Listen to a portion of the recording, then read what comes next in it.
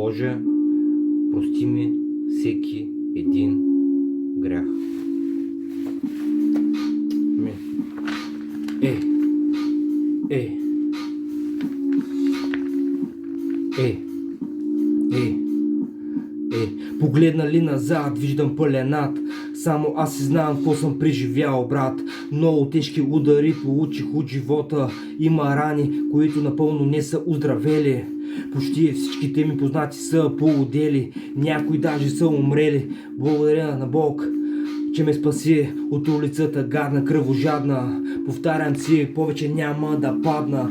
С молила в ръката, записвам всяка дата. Колко души е измамила махалата. Знаеш ли колко съм плакал зад вратата? Тихове, искам да си траеш, нищо не знаеш. Затова няма да ми се правиш. Ей, уморих се от лъжи, стига с тия пари.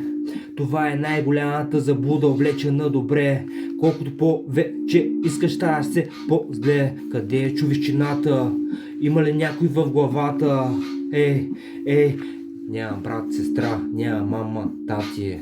Вече не ми дреме, безценно е моето време. Ей.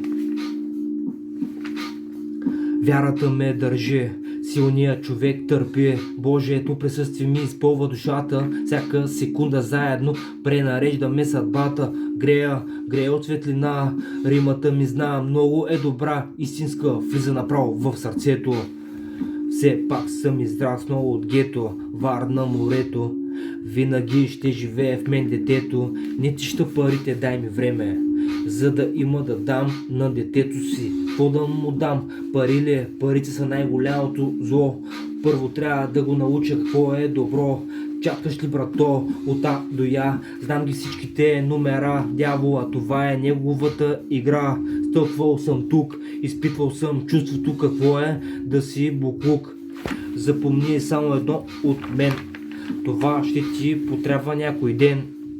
Най-успешните хора са най-провалените. Не чета парите, дай ми време.